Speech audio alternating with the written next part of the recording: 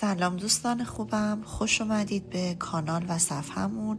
اگه تازه به جمع تیم صوفیانا پیوستین واقعا خوشحالم که اینجا هستین. اینجا قراره با هم درباره مسیر جفت روحی، خودشناسی و روانمون و نگاه کردن به مسیر جفت روحی از دیدگاه روانشناسی تحلیلی صحبت کنیم. هم تجربه های واقعی خودمون رو به اشتراک بذاریم و هم یاد بگیریم که چطور از درونمون نور بسازیم. اگه از قبل همراه ما بودین ممنونم که هنوز با تیم ما هستین و هر روز با انرژی مثبتتون این جمع رو زیباتر میکنین. خب بریم سراغ موضوع امروز میخوام راجع به یه جمله از یونگ حرف بزنم که خیلی وقتا خودم باهاش زندگی کردم بچه‌ها. میگه که اگر تو جهنم روانت گیر کردی راه رو فقط زن درونت بهت نشون میده. ببین هممون اون دوره رو داشتیم یا ممکنه هنوزم وسطش باشیم. اون دوره‌ای که انگار افتادی توی یه چاه تاریکی در درون خودت. نه انگیزه داری، نه حال داری، ذهنت پر از سؤال، وجودت پر از درده. میگی چرا اینجوری شدم؟ چرا ازش جدا شدم؟ چرا رفت؟ چرا نموند؟ اصلا چرا اینقدر درد دارم؟ این چه جریانیه؟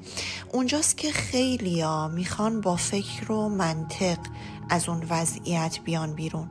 شروع میکنی تحلیل کردن، مقایسه کردن، کتاب خوندن، حتی مدیتیشن انجام دادن، ولی از یه جایی به بعد حس میکنی دیگه جواب نمیده. انگار که یک دیوار نامرئی جلوته. یونگ میگه اون دیوار در حقیقت همون جاییه که بخش زنانه روانت رو تا حالا نادیدش گرفتی. همون بخش لطیف و احساسی و پذیرندت که همیشه با منطقت، با کنترل کردن، با فکر کردن خواستی که سرکوبش کنی. آنیما یا همون زن درون یعنی همون قسمتی ازت که احساس میکنه، اشک میریزه، شهودی فکر میکنه، میتونه درد رو حس کنه بدون اینکه فرار کنه ازش. ولی ما معمولاً ازش فرار میکنیم چون دردناکه. ولی دقیقاً همین جاست که مسیر شفا شروع میشه. من خودم یادمه یه دوره‌ای از مسیر جفت روحیم. خب همه چی خیلی تاریک بود. همه ما این لحظات و این روزها رو داشتیم. نه اون بود، نه خبری بود، نه نشونه‌ای بود، نه میدونستم جریان چیه. هرچی با ذهنم میخواستم بفهمم که چی شده فقط بیشتر خسته میشدم، تا اینکه یه روز واقعا بریدم. گفتم باشه، نمیفهمم، اصلا نمیدونم چی شده، فقط میخوام حسش کنم. اون لحظه بود که یه صدای درونی اومد، یه حس، کلمه نیست، یه حسه که انگار داره میگه دیگه ندو، فقط باش. اون حس صدای زن درونم بود، همون آنیما. ببین زن درونت اون بخشیه که میگه لازم نیست بفهمی چی شد، فقط حسش کن. ما اونجای حالمون بده بچه‌ها که هی میخوایم بفهمیم، تحلیل کنیم، بدونیم چرا اینطوری شد، چی شد که اینطوری شد. اما زن درون اون بخشیه که میگه ببین اصلا لازم نیست چیزی بفهمی، فقط حسش کن. لازم نیست حلش کنی، فقط ببینش. وقتی که ازش فرار نکنی کم کم راه خودش رو نشون میده بهت. ببین نمیخوام بهت بگم که مثلا یه نوری میفته همه مسیرت روشن میشه. بیشتر شبیه حسه. وقتی بهش اعتماد میکنی شبیه حسه که اینجوری میشی که آها الان انگار میتونم نفس بکشم. میدونی یه حسه.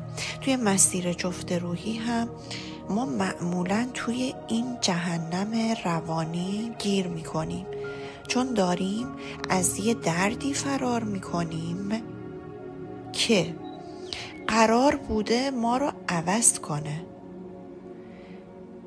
از یه دردی داریم فرار میکنیم که قرار بوده ما رو عوض کنه.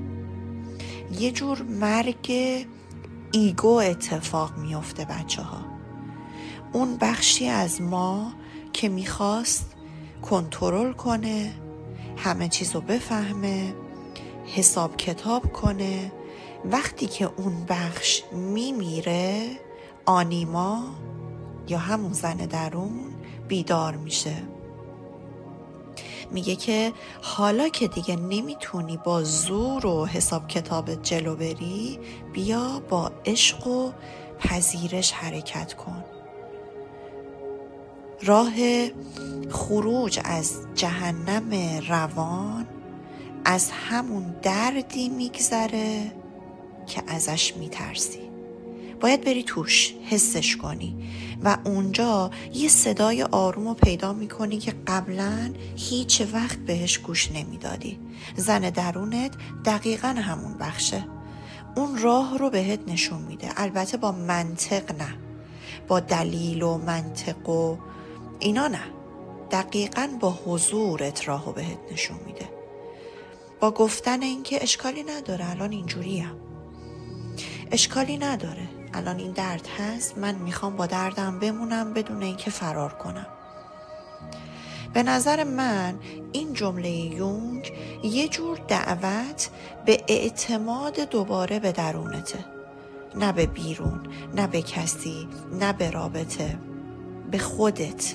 یه جور دعوت به اعتماد دوباره به درونت، به خودت، به اون بخشی ازت که همیشه میدونسته چطور از تاریکی بیرون بیاد. پس اگه حس میکنی الان توی جهنم روانت گیر کردی، لازم نیست بجنگی، فقط بشین، حس کن، اشک بریز، دعا کن، بنویس، گوش بده به اون صدای آرومی که توی درونته. اون راه رو بلده، چون خودش همیشه توی تاریکی بوده و فقط اونه که میدونه نور کجاست. خب دوستان، امیدوارم حرفای امروز براتون مفید بوده باشه.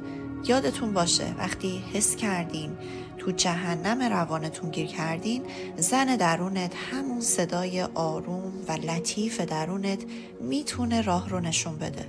و میخوام ازتون بپرسم تا حالا اون لحظه رو تجربه کردین؟ همون لحظه‌ای که از فکر کردن و جنگیدن خسته شدین و فقط نشستین گذاشتین درد خودش رو نشون بده؟ اون موقع چی براتون اتفاق افتاد؟ بنویسید برام توی کامنت ها، واقعا دوست دارم تجربه هاتون رو بخونم. خیلی ممنون که امروز با من بودین. یادتون باشه توی تیم صوفیانا هیچ کس تنها نیست و همیشه میتونیم با هم رشد کنیم. تا ویدیو بعدی مراقب خودتون باشین و حسهای درونتون رو جدی بگیرین.